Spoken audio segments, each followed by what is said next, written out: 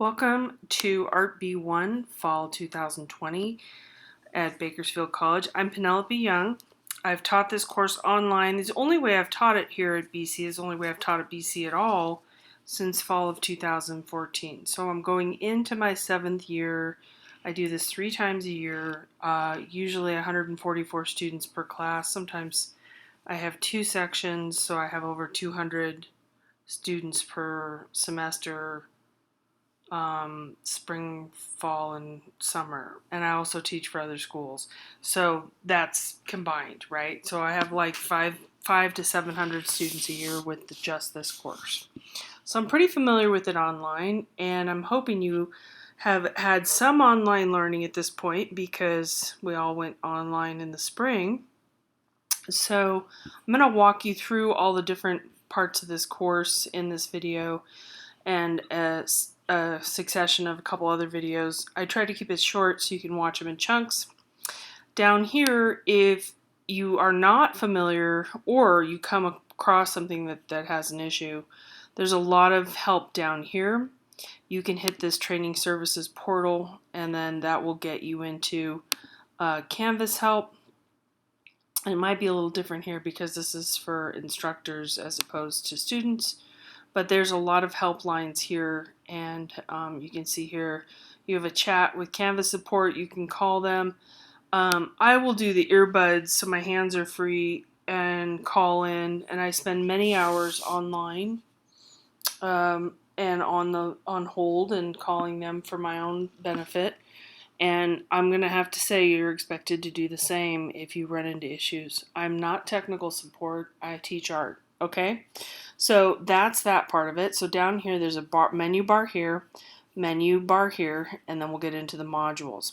So I'm an artist, and I really love teaching art. And I'm a sculptor and teach ceramics for my other jobs. I'm not doing that right now because of COVID, but I'm teaching sculpture online. We have 2 art projects, which I'm hoping you're going to be excited about. They're pretty simple and inexpensive, and there are some other options if you really can't go anywhere or don't wish to buy anything additionally. So we'll get into that later. So I'm going to go through all the different menu bars here, but just to give you an overview, we have learning tools here, and you have to complete items. The other weeks, week 1 and so on, are not going to open until you look at the learning tools and you mark them as read. And I'll do student view over here in a little bit, and you'll see what I'm talking about a little bit more. Just to get you started, the book that you're going to need is the Gateways book 3rd edition, and that I already opened over here. You can get the ebook, or you can sign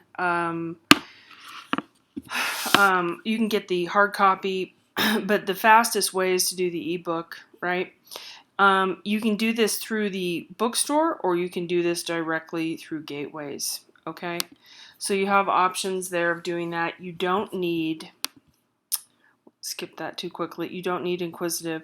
That's up to you. If you wish to use it, you can. It's helpful. It's really great. And there's some other things too. These videos and panoramas are really great. Oh, it's going to give me problems. So, there's all kinds of stuff, and we'll navigate that in another video, okay? So that's the first thing there is the 3rd edition. Make sure you have that. Once in a while I get a student that decides to buy a 2nd edition because it's cheaper. Well, it's cheaper because no one's using it anymore. And you're going to get mixed up, and you will miss out on some points because you won't have the right information and the right images. Those are called fig numbers, and I will talk about that, but you need to have the right title and fig number when you are writing about the work. So you're here with the audio intro.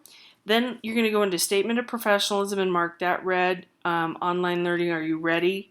And again, I know I'm being kind of stern, but I don't do any kind of support for online learning. It's 144 students. I can't really be tech support and teach this course at the same time. So please look that over. Netiquette, this is another important one. And I put this in about respect.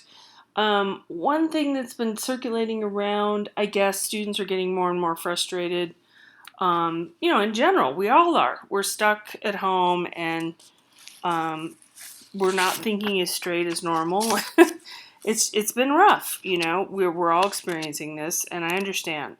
But the way you behave in a crisis and the way you behave under pressure, it's important. It's important to be patient and have a polite tone no matter what's going on. And I know a lot of us don't learn that. It's a life skill. I don't know how else to explain that, but you really have to have a polite tone unless someone's bleeding or a bone is broken or a baby's being delivered, right? Or there's broken glass, an accident. You really have to have a polite tone, okay? So I know students are getting frustrated. I experienced it a little bit this summer.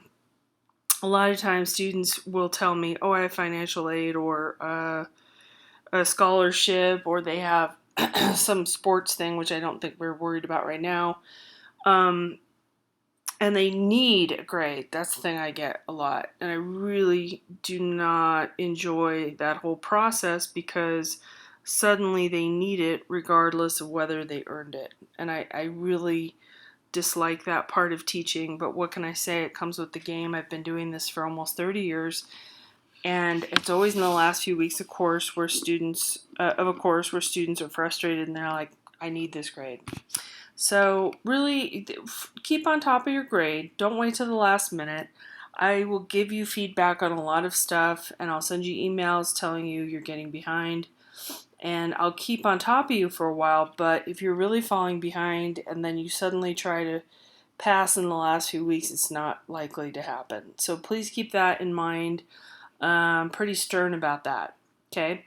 Make sure you're being polite in all your emails and go through this whole thing and don't share your password. And there's some other good guidelines in here, okay? Write out your words and don't use emojis when you're writing, and you have to email me. You cannot text me, okay? I know it sounds very particular, but we have to use the BC email. It's a record of our interactions. So make sure you're using your BC email and make sure that you're greeting your instructor, me, you're greeting your fellow students as well when you're in discussions. That's also true. But make sure you're following through on all of this. Look down here on discussion board and blog etiquette. This is also somewhere else too. So you'll have a link to it. But make sure that you look at things, proofread things, okay?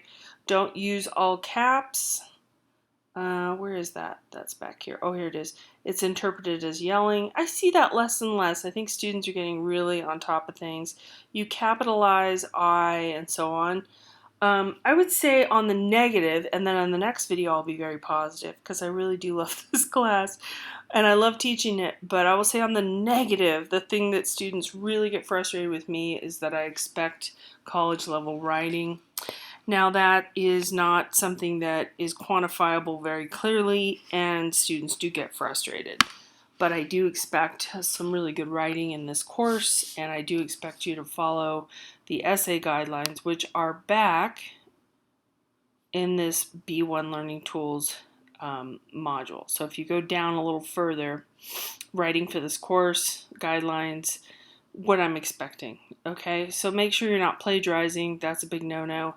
And essay guidelines for B1. I try to be as clear as I possibly can. And over the summer of 2020, we had a competition, and I am finding some typos on this, by the way, but we had a competition, and Jessica Hernandez won this summer. It was very exciting that she reformatted this because I felt like I'm not a student in the course, and I'm throwing stuff on here that I think goes in a certain order, and she gave me some feedback and reordered it. And so did a few other students, but she's the one who everybody voted for.